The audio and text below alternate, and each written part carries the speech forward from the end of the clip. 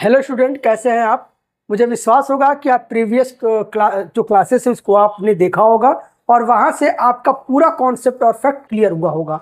और यदि उस क्लासेस में कोई डाउट रहा होगा तो आप कमेंट में अपनी राय ज़रूर देंगे। तो देखिए, आज हम पढ़ेंगे प्राचीन इतिहास के स्रोत के बारे में और साथ साथ जो स्रोत है जैसे कि अभिलेख है, साहित्य है, पुरातात्विक स्रोत है, इनका विश्लेषण करेंगे। इसके साथ हम ऐतिहासिक काल पढ़ेंगे और इसका ट्रिक भी जानेंगे। तो आज का वीडियो आपका 2 नंबर जरूर दिलाएगा। तो वीडियो के लास्ट तक बने रहें और चैनल को लाइक सब्सक्राइब जरूर करें। तो देखिए, जो प्राचीन इतिहास होता है उस प्राचीन इतिहास के स्रोत को 2 रूप में विभाजित किया जाता है। पहला है पुरातात्विक स्रोत और दूसरा है साहित्यिक स्रोत। तो हम समझते हैं विस्तार से। देखिए, पुरातात्विक स्रोत का मतलब क्या होता है कि पुरानी वस्तुएं, स्मारक, अवशेषों का वैज्ञानिक विश्लेषण।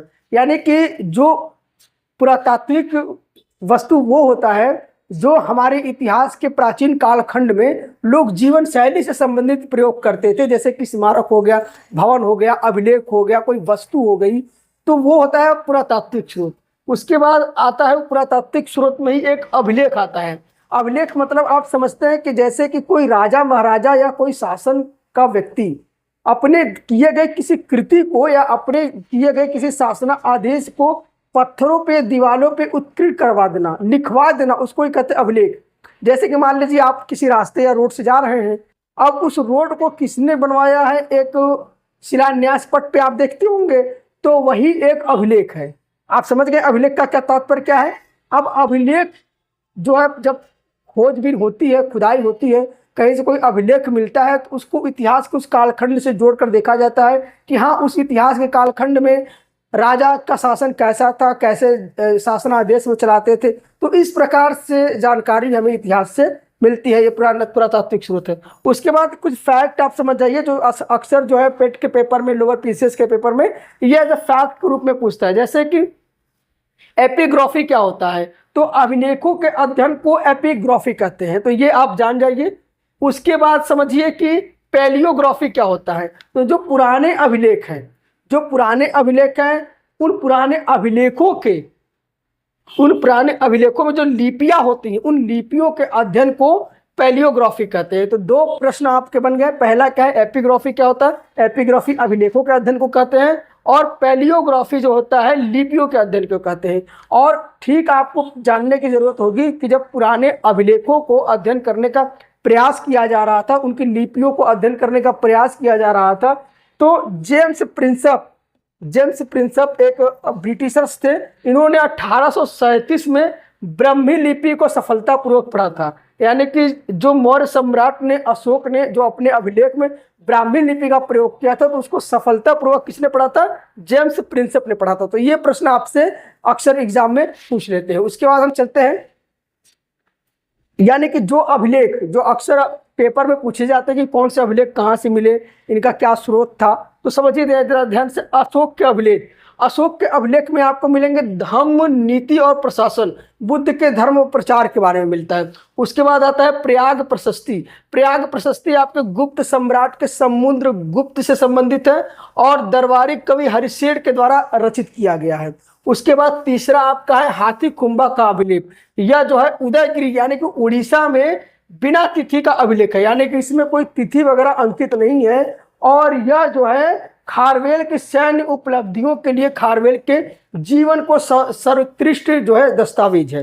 तो ये 3 अभिलेखों को हम समझ लिए। पहला अभिलेख है अशोक का अभिलेख, जिसका संबंध बौद्ध धर्म से है, धम्म नीति से है और बौद्ध धर्म के प्रचार विस्तार से। दूसरा है प्रयाग प्रशस्ति, जिसका संबंध गुप्त सम्राट समुद्रगुप्त से और इसके रचयिता जो है हरिशेर। तीसरा जो है हाथी खुम्बा अभिलेख, जिसका संबंध खारवेल से है और यह उदयगिरी उड़ीसा में है। तो ये हमने 3 अभिलेखों का अध्ययन कर लिया और अक्सर यहीं से यूपीएससी पेट या लोअर के एग्जाम में ये प्रश्न पूछे जाते हैं। उसके बाद हम अगले कड़ी में चलते हैं। अगले कड़ी में हम जो है प्राचीन जो है स्रोत के रूप में, हम पुरातात्विक स्रोत के रूप में सिक्के को हम जानते हैं। तो सिक्कों में एक चीज जरा समझिए कि इसमें आता है मुद्रा शास्त्र आता है, जिसको कहते हैं न्यूमिस्मेटिक्स, यानी कि सिक्कों के वैज्ञानिक अध्ययन को मुद्रा शास्त्र या तो न्यूमिस्टेमिक्स कहते हैं। अब देखिए कुछ प्रमुख सिक्के के बारे में हम आपको बता देते हैं, जैसे कि पंचमार्क या आहत सिक्के। पंचमार्क मतलब क्या है, क्या आप लोग देखे होंगे, जो मोहर होती है एक तरीके से, तो वो सिक्कों पे जो पंचमार्क रहता था वो। अब इसमें देखिए वो अक्सर वो सिक्के कहाँ से मिलते हैं, महाजनपद काल पे मिलते हैं। और पंचमार्क सिक्के और आहत सिक्के ज्यादातर चांदी और तांबे के धातु में रहते हैं। तो ये प्रश्न आपसे पूछ लेता है कि पंचमार्क सिक्के किस धातु में बने रहते हैं, तो तांबे या चांदी में। और अगर आपसे प्रश्न यह पूछ ले कि सबसे पहले किस धातु का प्रयोग करके पंचमार्क या आहत सिक्के बनाए गए थे, तो आपका एक ऑप्शन रहेगा, ऑप्शन वो है चांदी। तो ये आप प्रश्न याद कर लीजिए, उत्तर याद कर लीजिए। उसके बाद एक आता है इंडो ग्रीक सिक्के। इंडो ग्रीक सिक्के का मतलब क्या होता है कि जो इंडो ग्रीक शासन के पहले जो सिक्के चलते थे उसमें राजाओं का या शासन का, महाराजाओं का कोई चित्रण वगैरह नहीं होता था। तो इंडो ग्रीक सिक्कों से ही सर्वप्रथम तस्वीरें और नाम छापने का प्रचलन हुआ। तो कभी कभी प्रश्न आपसे यह पूछ लेता है कि कौन से सिक्के में राजा महाराजा या फिर रानियों का नाम जो है छापने की परंपरा प्रारंभ होती है, तो वो होती है इंडो ग्रीक सिक्के से। उसके बाद गुप्तकालीन के सिक्के। अब देखिए गुप्तकालीन के सिक्के से एक फैक्ट आपसे ये पूछ लेता है कि सबसे अधिक सिक्के, स्वर्ण सिक्के किसके शासन में जारी हुआ, तो सबसे अधिक स्वर्ण सिक्के गुप्तकालीन सिक्के जो है गुप्त काल में जारी हुआ। तो ये आप फैक्ट के रूप में याद रख सकते हो। उसके बाद अगले कड़ी में हम चलते हैं। अब अगला कड़ी हम पुरातात्विक स्रोत में हम समझेंगे स्मारक और भवनी। स्मारक और भवनी, देखिए कोई भी स्मारक और भवन ना सिर्फ उस प्राचीन इतिहास के बारे में बताता है बल्कि उस समय की वास्तुकला और चित्रकला को भी बताता है। यह भी बताता है कि हमारे पूर्वज हमारे इतिहास में किस प्रकार से अच्छी चित्रकलाएं करते थे, उनकी सोच क्या थी, उनका विचार क्या था। तो एक तरीके से इतिहास को जानने का सबसे बढ़िया स्रोत जो है पुराने रूप में, वर्तमान में इस समय जो है स्मारक और भवनी है। तो इसमें हम देखेंगे कि ऐतिहासिक स्मारक प्राचीन वास्तुकला, धर्म और सांस्कृतिक विकास के प्रत्यक्ष प्रमाण। अब देखिए इसमें प्रश्न कब से पूछता है कि सांची का स्तूप, यानी कि जो मध्य प्रदेश में सांची का स्तूप है वो किससे संबंधित है, तो बौद्ध धर्म से प्रसिद्ध स्तूप है जिसका निर्माण मौर्य सम्राट अशोक के द्वारा कराया गया था। तो एक फैक्ट आपका यहाँ पर तैयार हो गया कि सांची का स्तूप किसने बनवाया है, तो सांची का स्तूप बनवाया है मौर्य सम्राट अशोक के द्वारा। कहाँ पे है वो, मध्य प्रदेश में। दूसरा है भरहुत स्तूप। भरहुत स्तूप ये शुंगकालीन वास्तुकला और बौद्ध इतिहास का अनूठा उदाहरण है। उसके बाद बृहदेश्वर मंदिर तंजावुर तमिलनाडु में चोल शैली का सर्वोत्कृष्ट उदाहरण है और शासक इसके राज प्रथम थे। तो एक तरीके से इतिहास में जो भी स्मारक बने, भवने बने या फिर जो भी सारी चीजें हुआ तो उसका हमें यहाँ पे ताजा उदाहरण मिलता है। उसके बाद हम चलेंगे कि प्राचीन गुफाएं एवं चित्रकला एवं मूर्ति।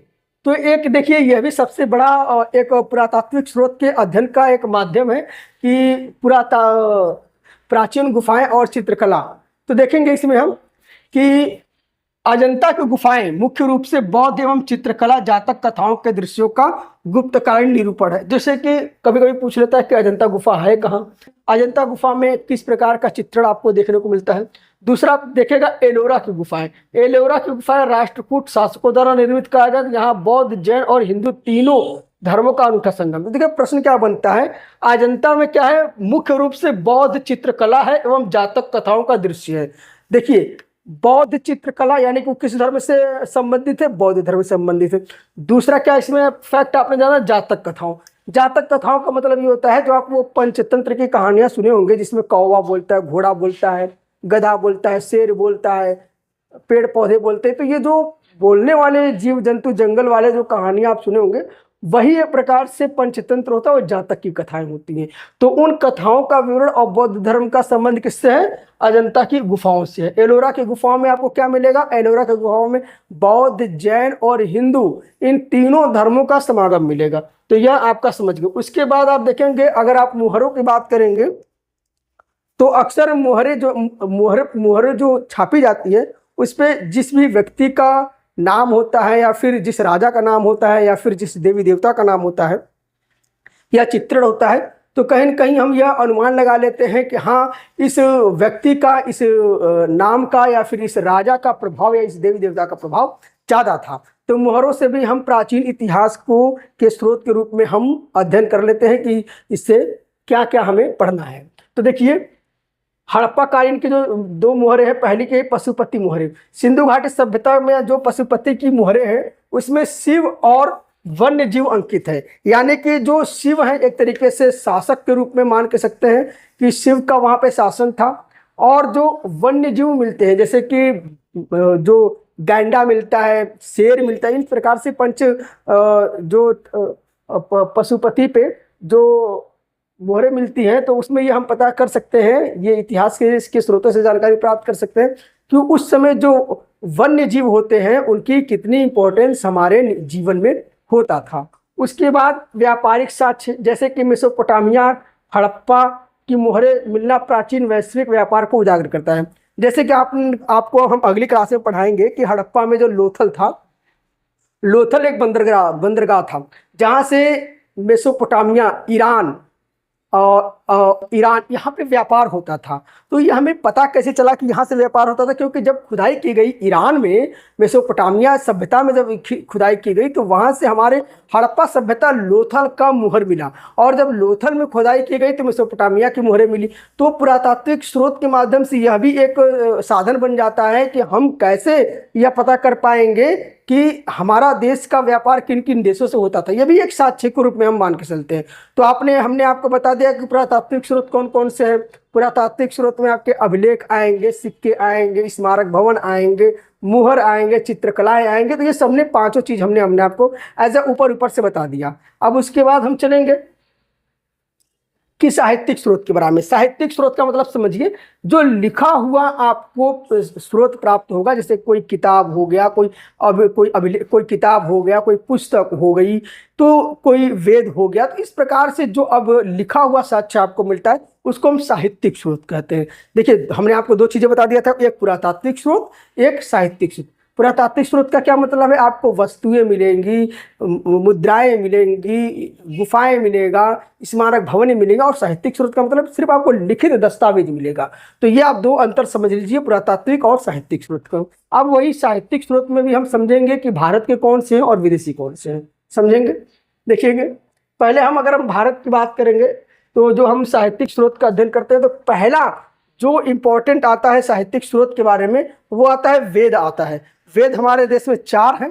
एक आता है ऋग्वेद, सामवेद, यजुर्वेद, अथर्ववेद। इसको आप नोट डाउन कर लीजिएगा कि कभी कभी वेदों की संख्या पूछ लेता है, कौन सा वेद पुराना है, कौन सा नया है। इसके बारे में भी प्रश्न आप लोगों से पूछता रहता है। तो उसके बाद हम देखेंगे कि सबसे पुराना वेद क्या है? ऋग्वेद है। सबसे पुराना वेद कौन सा है? ऋग्वेद। और उसके बाद सबसे नया वेद कौन सा है? सबसे नया वेद है अथर्ववेद है। अथर्ववेद है, सबसे नया वेद है। और एक चीज आप समझेंगे कि इन चारों वेदों में क्या क्या मिलेगा। ऋग्वेद में ऋचाएं एवं स्तुतियां मिलती हैं। अब ऋचाएं एवं स्तुतियों का मतलब क्या होता है कि जो मंत्र लिखा होता है ना, उसी को हम ऋचा कहते हैं। ठीक है, समझ में आ गया। उसके बाद सामवेद में संगीत का अध्ययन होता है, जैसे कि सा रे गा मा पा धा नी। ये जो 7 स्वर आप जो सुनते हैं उसका जन्म कहाँ से हुआ था? उसका जन्म हुआ है सामवेद से। और इस सामवेद में ही यह बताया गया कि ये जो ऋग्वेद में जो ऋचाएं बनाई गई हैं, जो मंत्र बताए गए हैं, वो सामवेद में कैसे अध्ययन, कैसे गाना है उसको। यानी कि जो आप कोई यज्ञ वगैरह देखते होंगे, जब यज्ञ वगैरह देखते होंगे तो जो मंत्रों का उच्चारण करते हैं, हर मंत्र का उच्चारण का लय और ध्वनि अलग होती है।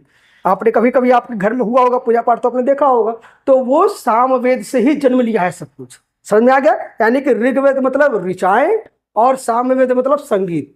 ऋग से ऋचा, स से संगीत। ये तो यह फैक्ट आपने याद कर लिया, ट्रिक। उसके बाद यजुर्वेद में यजुर से य से यजुर्वेद, य से यज्ञ। यानी कि जो यज्ञ के नियम होते हैं कि यज्ञ में पहले क्या करना है, पहले कौन सा मंत्र गाना है, फिर उसमें क्या क्या भोग लगाना है, कौन कौन से वस्तुएं लगेंगी, उसके नियम क्या है, प्रक्रिया क्या, इन सब सारी बातें किसमें है? किसी यज्ञ को संपन्न कराने में। वो है यज्ञ संपन्न कराने का नियम यजुर्वेद में है। तो आप ये फैक्ट इसका भी याद कर लीजिए कि य से यजुर्वेद और य से यज्ञ के नियम। तीसरा है अथर्ववेद, अरे सॉरी चौथा है अथर्ववेद, और ये सबसे नया है। अथर्ववेद में आपको क्या मिलेगा, आपको देखने को मिलेगा औषधि विज्ञान।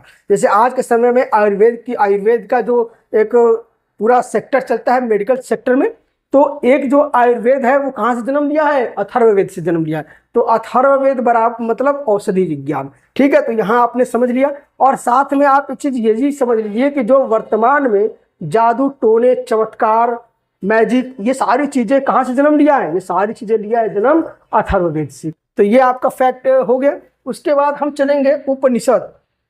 उपनिषद, अब जरा एक चीज आप लोग समझ जाइए कि जैसे कि एक तरीके से हमारे देश में ज्ञान का जो मुख्य स्रोत और सबसे पुराना स्रोत क्या है हमारे देश में, यूनिवर्सल लेवल पे वेद है। ये माना जाता है कि वेद में सभी ब्रह्मांड का ज्ञान छिपा हुआ है, बस उसको अध्ययन करने की जरूरत है। लेकिन वेद तो सब पढ़ नहीं सकते हैं, वेद की जो शब्दावलियां हैं वो सबको समझ में नहीं आती है, उसको ही आसान भाषा में तोड़ मरोड़ के व्याख्या किया गया, उसको कहते हैं उपनिषद, ठीक है। तो उपनिषदों की संख्या कितनी है, 108। तो ये आपसे कभी कभी फैक्ट पूछ लेता है कि उपनिषदों की संख्या कितनी है, 108। अब देखिए इसका देखिए दार्शनिक ज्ञान भंडार है और यम नचिकेता का संवाद तर्ज है। अब देखिए यम और नचिकेता दो व्यक्ति होते हैं, ये आपस में जब बात करते हैं तो उनके संवाद की चर्चा है, तो उपनिषद में ये चीजें दिया गया। उसके बाद हम आते हैं पुराणों की संख्या कितनी है, 18। जैसे कि विष्णु पुराण, मत्स्य पुराण, अग्नि पुराण, वायु पुराण, ये सब जो पुराण है वो उनकी संख्या है 18। अब इसमें सबसे पुराना पुराण क्या है, मत्स्य पुराण है। सबसे पुराना पुराण क्या है, मत्स्य पुराण क्या है। अब देखिए इसको एक तरीके से और भी समझ लेंगे, जैसे कि आप विष्णु के अवतार आप देखेंगे, आप पढ़ेंगे कभी अगर आप हिंदू धर्म से संबंधित होंगे, तो अगर आप विष्णु अवतार जब पढ़ते हैं विष्णु अवतार, तो उसमें जो मत्स्य अवतार होता है सबसे पुराना होता है। तो आप वहां से रिलेट कर सकते हैं कि सबसे पुराना पुराण कहाँ से होगा, Matsya Purana. That is clear. फिर ठीक आगे हम चल रहे हैं। उसके बाद हम चलते हैं कि महाकाव्य। भारत में देखिए दो महाकाव्य, एक रामायण है और दूसरा महाभारत है। देखिए एक रामायण एक महाभारत। रामायण की रचना वाल्मीकि ने किया है और महाभारत की रचना वेद व्यास ने किया है। अब देखिए महाभारत विश्व का सबसे बड़ा महाकाव्य है। और एक चीज और कभी कभी प्रश्न आपसे पूछ लेता है कि महाभारत का दूसरा नाम क्या है, तो महाभारत का दूसरा नाम है जय संहिता, यानी कि महाभारत को पहले क्या कहा जाता था, जय संहिता।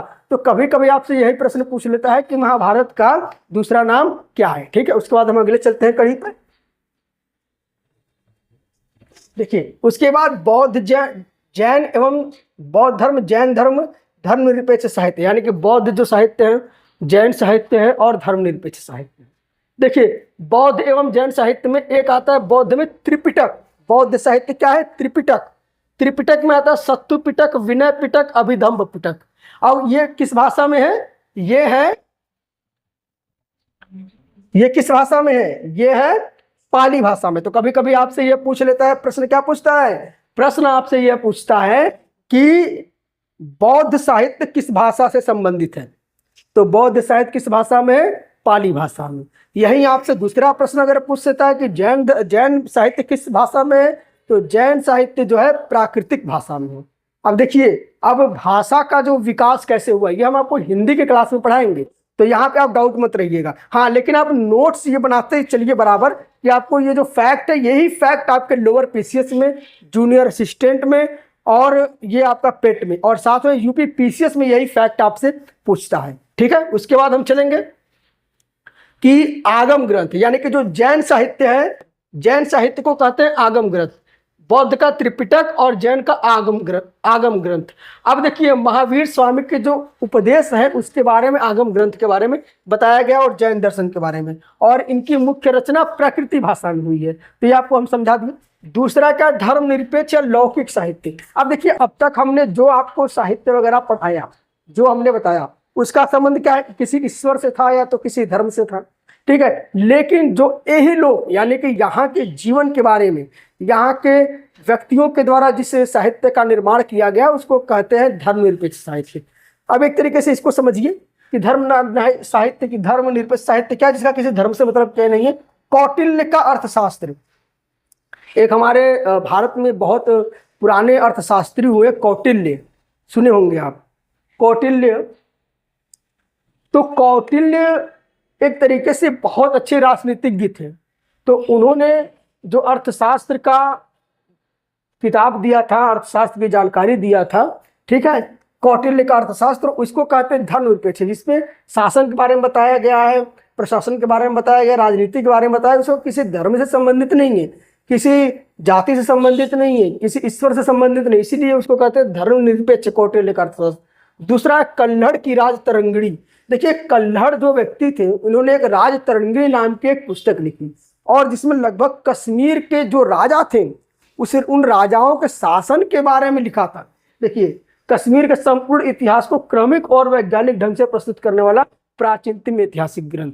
एक तरीके से ये ना ये किसी ईश्वर से संबंधित है, ना किसी धर्म से संबंधित है, ये बस किस प्रकार से कौन से राजा ने किस पद्धति से शासन किया, क्या शासन किया, इसके बारे में लिखा गया है। तो हमने आपको पुरातात्विक साहित्य पढ़ा, पुरातात्विक स्रोत पढ़ा दिया, साहित्यिक स्रोत पढ़ा दिया। साहित्यिक स्रोत में आपको धार्मिक स्रोत और धर्मनिरपेक्ष स्रोत, साहित्य स्रोत, ये दोनों हमने आपको पढ़ा दिया। इसके बाद हमने देखेंगे जो विदेशी थे, जो विदेशी हमारे भारत में आए थे, उन्होंने कौन कौन सी पुस्तकें लिखी, और वो भी साहित्य के रूप में कैसे हम स्रोत के रूप में समझेंगे। जैसे कि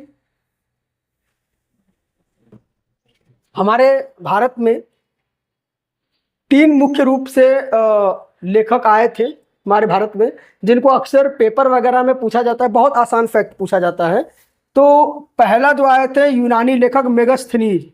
पहले कौन आए थे? यूनानी लेखक मेगस्थनीज। उन्होंने कौन सा किताब लिखा था? उन्होंने जिस किताब का नाम लिखा था उसको कहते हैं इंडिका। किसकी लिखा था? इंडिका। और दूसरी चीज क्या है, यहाँ से प्रश्न क्या पूछ लेता है कि किसके दरबार में आए थे? तो ये चंद्रगुप्त मौर्य के दरबार में आए थे। चंद्रगुप्त मौर्य के दरबार में आए थे, ठीक है। उसके बाद इन्होंने जो किताब लिखी इंडिका जो किताब लिखा, उसमें इन्होंने भारत के शासन के बारे में, भारत के मौर्य शासन के बारे में, मौर्य समाज के बारे में, और उसके बाद जैसे कि आप अगर अपने गांव वगैरह से बिलोंग करते होंगे तो आप ये सुनते होंगे कि हर वर्ग में 7 जातियां विभक्त होती, 7 जातियों में विभाजित होते हैं।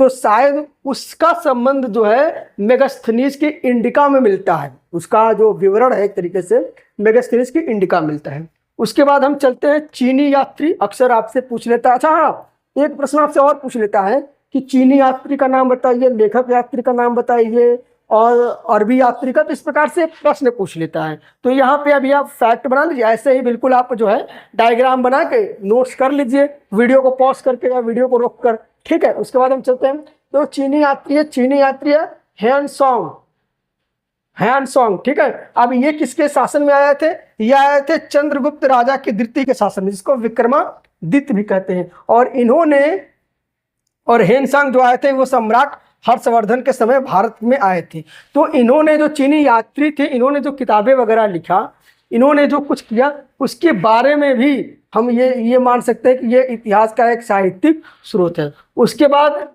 जब हमारे देश में महमूद गजनवी ने आक्रमण किया था, महमूद गजनवी अरब से आकर जब हमारे देश में आक्रमण किया था, तो उनके साथ एक अरबी लेखक आए थे, दार्शनिक आए थे, इनका नाम था अलबरूनी। और वो यहाँ के भारतीय धर्म को, भारतीय समाज को अध्ययन करके उन्होंने एक किताब लिखा था जिसका नाम था तहकीक-ए-हिंद। इसको आप नोट डाउन कर लीजिए, किताब का नाम क्या है? तहकीक-ए-हिंद, या तो इसको कहते हैं किताब-उल-हिंद, ठीक है। 11वीं सदी में उसको उन्होंने लिखा था, और इन्होंने उसमें भारत के विज्ञान, भारत के धर्म, भारत के समाज की चर्चा किया था। तो यह भी इस कालखंड के इतिहास का जानने का एक महत्वपूर्ण स्रोत है। तो ये आप यहाँ से डायग्राम बना देंगे। उसके बाद हम आगे चलेंगे प्रौढ़ ऐतिहासिक काल। प्रौढ़ ऐतिहासिक, समझिए, एक चीज आपको हमको बता दें, देखिए एक चीज समझ लीजिए कि जो इतिहास जो है, जो 3 कालखंडों में विभाजित है।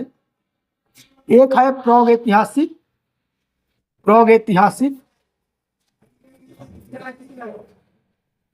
दूसरा है आद्य ऐतिहासिक,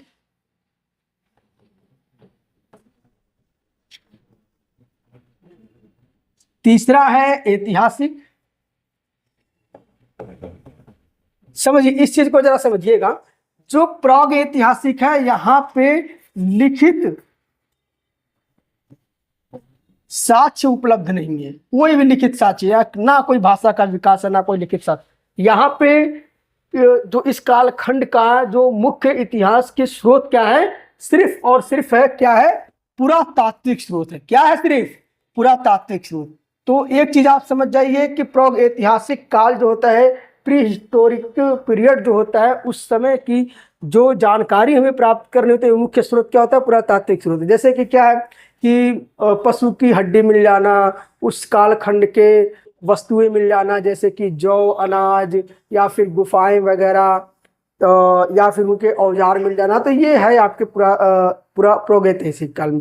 उसके बाद हमने आपको बताया था कि जो आधे ऐतिहासिक काल होता है, आधे ऐतिहासिक काल होता है उसमें असल में भाषा का तो विकास हो चुका था, सभ्यता का भी विकास हो चुका था, लेकिन उस भाषा को, उस लिपि को हम आज तक पढ़ नहीं पाते हैं, इसलिए कहते हैं उसको आधे ऐतिहासिक काल।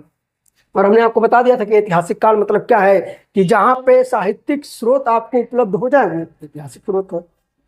ठीक है, इसका यहाँ तक आपको समझ में आएगा, ये सारा नोट डाउन आप कर लीजिए। तो उसके बाद हम चलते हैं, देखिए पाषाण काल को, स्टोन एज को हम 3 पार्ट में विभाजित करेंगे। पहला है पूरा पाषाण काल, दूसरा है मध्य पाषाण काल, तीसरा है नव पाषाण काल। देखेंगे पूरा पाषाण काल का जो टाइम पीरियड है 25 लाख से 1 लाख ईसा पूर्व, मध्य पाषाण का 1 लाख से 6000 ईसा पूर्व। ठीक है, उसके बाद नव पाषाण का 6000 से 1000 ईसा पूर्व। अब जरा एक चीज का हम आपको बता देंगे कि मानव का जन्म, अगर आपसे कभी कभी प्रश्न पूछ लेता है कि महाद्वीपों से प्रश्न पूछता है कि मानव का जन्म किस महाद्वीप में हुआ है, तो मानव का जन्म हुआ है अफ्रीका महाद्वीप में। जैसे कि अफ्रीका महाद्वीप में जो जंगल थे वहां पे जो प्राइमेट्स थे, प्राइमेट्स एक बंदरों की प्रजाति होती है, तो प्राइमेट्स जो बंदर के प्रजाति थे उनका जब विकास हुआ, इवोल्यूशन हुआ, तो उसमें मानव यानी कि होमो सैपियंस धीरे धीरे डेवलप हुए। लेकिन मानव का जन्म तो अफ्रीका से हो गया, लेकिन मानव जब क्रमिक रूप से, व्यवस्थित रूप से रहने लगे, सभ्यता का विकास करने लगे, तो वहां से एक प्रश्न पूछता है कि मानव की सभ्यता का विकास कहाँ हुआ, तो सभ्यता का विकास हुआ एशिया से। तो प्रश्न आपसे क्या पूछता है कि मानव की जननी कौन है, तो मानव की जननी है अफ्रीका। और उसके बाद प्रश्न ये पूछते हैं कि सभ्यता का पालना क्या है, ये प्रश्न पूछता है कि सभ्यता का पालना क्या है, तो सभ्यता का पालना है एशिया महाद्वीप। और एशिया महाद्वीप में सबसे ज्यादा महत्वपूर्ण कौन सा है, तो जो है भारतीय उपमहाद्वीप, ये सबसे महत्वपूर्ण है। क्योंकि आप ये देखेंगे कि जो अफ्रीका महाद्वीप है, अफ्रीका महाद्वीप से यूरोप होते हुए, ईरान होते हुए, भारत होते, सॉरी पाकिस्तान होते हुए भारत में आए थे। तो इसीलिए पहला जो वहाँ पे स्रोत भी मिलता है खेती का या फिर पशु का, तो वो उन्हीं क्षेत्रों से मिलता है। वो हम आगे की स्लाइड में आपको एक्सप्लेन करेंगे। ठीक है, उसके बाद हम देखेंगे पूरा पाषाण काल है। पूरा पाषाण काल मुख्य रूप से ये शिकारी पेशा में थे, और यहाँ पे पूरा पाषाण काल में आग की खोज हुआ था। आग का खोज या तो आग का आविष्कार हुआ था। अब एक चीज को जरा आपको समझने वाली बात है, आपके मन में ये आ रहा होगा कि सर क्या आग की खोज मानवों ने किया है? नहीं, बिल्कुल नहीं है। जैसे कि जब पृथ्वी पे मानव नहीं थे, उसके पहले भी तो पृथ्वी पे आग लगती थी। जैसे कि मान लीजिए डायनासोर का जब अंत हुआ, पूरा विनाश हुआ था, तो उस समय तो भी तो आग लगी ही थी देश में, विश्व में आग तो लगी थी। यानी कि जब मानव प्राइमेट्स था, जब बंदर था, उसके पहले भी तो आग था। तो सर इसका मतलब आग की खोज का क्या मतलब है, आपके मन में ये सवाल आ रहा होगा। तो अब जरा प्रैक्टिकली इस चीज को समझिए कि आग की खोज का या आग का आविष्कार का मतलब है कि आग पर नियंत्रण प्राप्त कर लेना। जैसे कि मान लीजिए पत्थरों से रगड़ा, आग जल गया, फिर उसके बाद पानी मिट्टी उस पर डाला, आग बुझ गया। तो ये नियंत्रण हो गया कि नहीं, कि हमने आग को बुझाना भी जान गए हम और आग को जलाना भी जान गए। तो आग पे जब नियंत्रण प्राप्त कर लिया मानवों ने, तो यानी कि आदि मानवों ने, तब कहते हैं कि आग का आविष्कार होगा। वो किस काल में हुआ? पूरा पाषाण काल में। तो ये प्रश्न आपसे पूछ लेता है कि आग का खोज कब हुआ, तो सबसे पुराना पूरा पाषाण काल में। देखिए पूरा पाषाण काल में आग का खोज हुआ। मध्य पाषाण काल में जो होता है पशुपालन हुआ।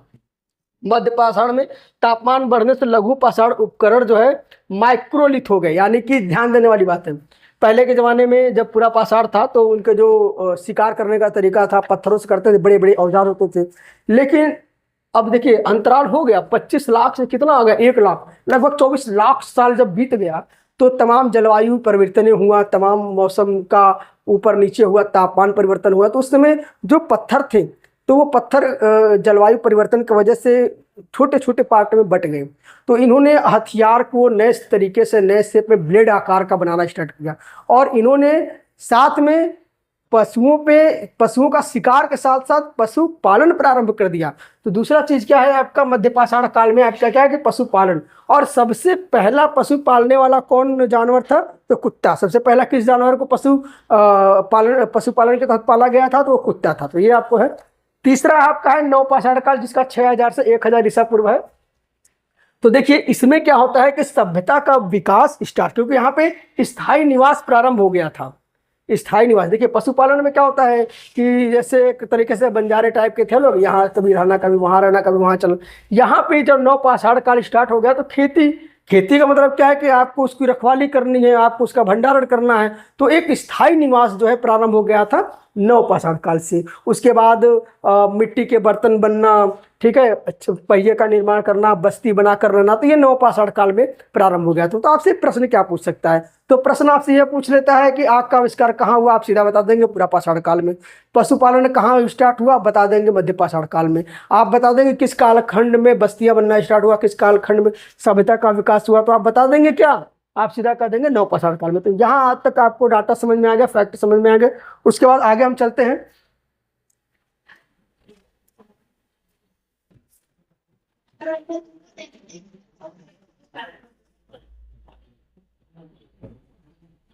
उसके बाद हम देखिए कुछ पूरा पाषाण, मध्य पाषाण में भीमबेटका से संबंधित कुछ फैक्ट है, उसको हम समझ लेंगे। देखिए भीमबेटका गुफाएं रायसेन मध्य प्रदेश में है। और यहाँ से हमको प्राग ऐतिहासिक काल के मानव द्वारा पत्थरों पर उत्कृष्ट यानी कि पेंटिंग का किया गया था पत्थरों पे।